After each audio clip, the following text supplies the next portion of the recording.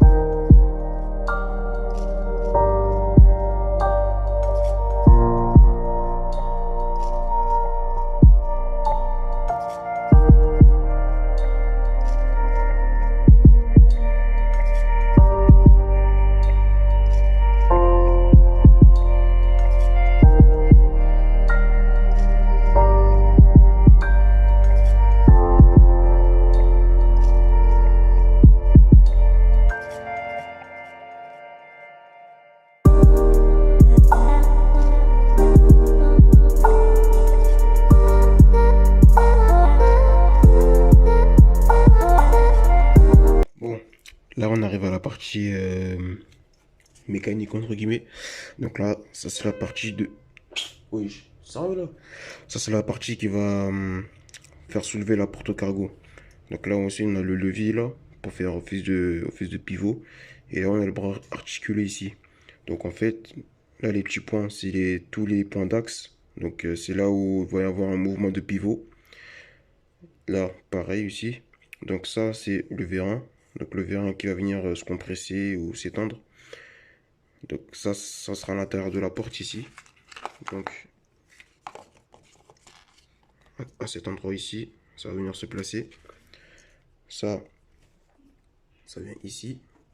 Donc cette partie-là. Donc là, c'est le schéma à la va-vite. Et du coup, bah, là, il me reste à faire ces deux pièces-là, en fait. Donc pour les points pivots, je vais tricher vite fait.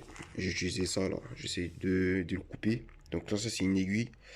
Donc ça va être pratique pour venir percer et faire en sorte d'avoir un truc assez petit, quoi. Parce que si je le fais en papier, ça risque d'être compliqué. Donc on va prendre ça pour faire le point pivot. Et après le reste, ça va être tout en papier. Donc voilà, même le piston ici. J'essaie de faire ça proprement. Donc voilà, allez au travail.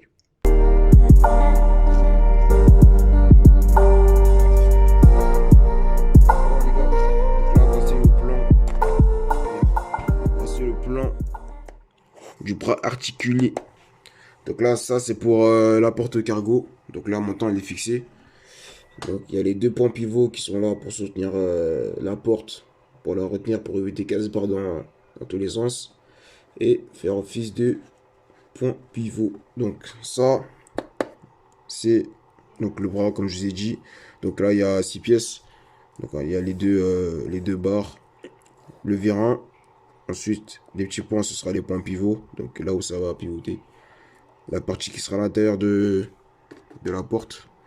Ça, ce sera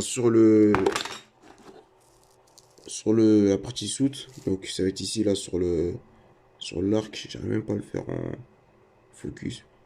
Allez, focus là. On attaque. Et après, j'irai tout assembler tout ça. Et je viendrai dessiner cette pièce. Enfin, les pièces plutôt. Sur cette feuille là. Donc là, c'est plusieurs couches de papier. Pour que ce soit bien résistant. Parce que une seule feuille, ça va pas le faire. Donc, regardez, ça c'est une seule feuille. Donc c'est tellement souple. Alors que là, c'est bien plus rigide. Et donc voilà. Donc là, je vais les dessiner sur le papier. Ensuite les couper et on assemblera ça plus tard. Donc voilà. Allez, c'est parti.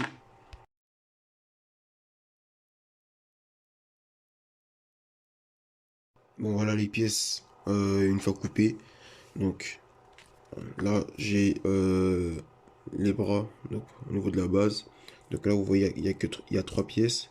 Donc ça, c'est les deux pièces à l'extérieur. Il y a une pièce à l'intérieur pour pouvoir mettre cette pièce-là, pour pouvoir l'emboîter dedans. Et ensuite, pour pouvoir aussi emboîter cette pièce-là à l'intérieur. Donc pour que ce soit bien plus solide qu'ici, je mettais juste une pièce simple et que je venais les raccorder. De toute façon, je vais vous montrer dans l'exemple. Donc après, il y a une seule pièce au niveau du deuxième bras. Ensuite, bah là, il y a le support pour attacher le deuxième bras. Et là, les vérins. Donc, c'est simple, hein, j'ai pris deux feuilles. On fait comme ça. Je les ai enroulées. Tu vois, comme si tu enroulais ton spliff, t'as capté. Et après, je les ai emboîtés à l'intérieur. Donc, ça donne ça. Après, tu peux le rentrer, tu peux le sortir. Donc, je vais d'abord ensembler les bras. Et après, on verra après pour les vérins. Pour voir comment on va faire. Donc là, il y a les supports pour les raccorder aussi. Donc bon, allez, j'ai assemblé ça. Après, je vous montre.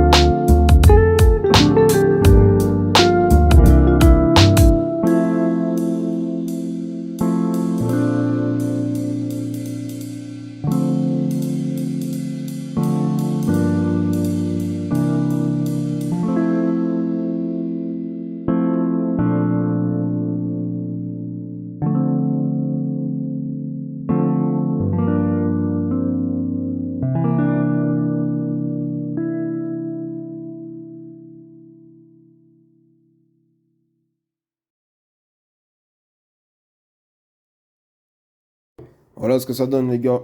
Une fois la porte finie. Donc franchement, ça va, je suis vraiment satisfait du résultat. Allez, à quelques pourcents près.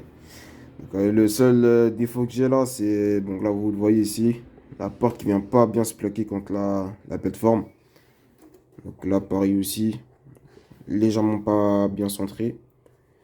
À part ce côté-là qui est plutôt pas mal, je trouve. Mais franchement, au niveau ouais, côté gauche, c'est pas fameux et au-dessus aussi. Parce que là, par contre, j'étais obligé de couper parce que sinon, la porte ne pouvait pas s'ouvrir. Et ce côté droit aussi, où il manque un peu de matière. Mais sinon, à part ça, là, ouais, je trouve ça vraiment propre. Au niveau de la forme ici au-dessus. Donc, ouais, non. Franchement, c'est propre. Bon, allez, on va ouvrir tout ça. Donc, alors, le système, c'est quoi? Système, j'ai pris le système qui est censé être le vrai dans la vraie vie, quoi. Donc là, vous avez le système de levier, donc là, des bras articulés, avec un virant au milieu qui sert de poussoir pour la porte. Et bon, moi, dans ce cas-là, dans le cas où je suis, j'ai utilisé ce système pour aussi pouvoir faire bloquer la porte. Parce que j'ai pas trouvé d'autres moyens. Et franchement, ça marche bien, je trouve. Et ouais, la porte, en vrai, elle se bloque dans cette position-là, en position ouverte. Et non, franchement, je trouve ça pas mal. Et voilà, à l'intérieur aussi. Donc ça, c'est des détails que vous voyez une fois la porte ouverte en vrai. Donc, il y a une espèce de petites arêtes là, dans cette partie centrale. Je vois pas comment ça s'appelle. Mais ouais, non, sinon, franchement, c'est du bon taf. Et là, les petits descendants ici, normalement, c'est des espèces de locks qui viennent se poser sur la plateforme ici. Il devrait y en avoir là aussi sur la base. Mais ça sert à ce que la porte se bloque en position fermée. Donc là, vous venez la fermer.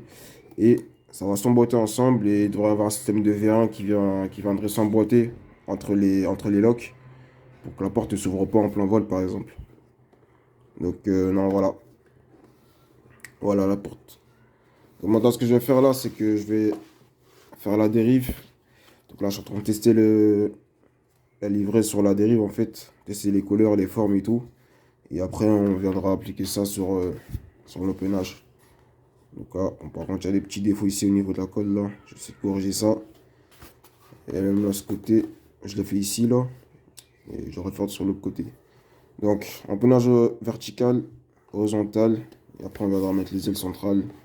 Tout ce qui est moteur et train d'atterrissage, etc. Là, c'est parti.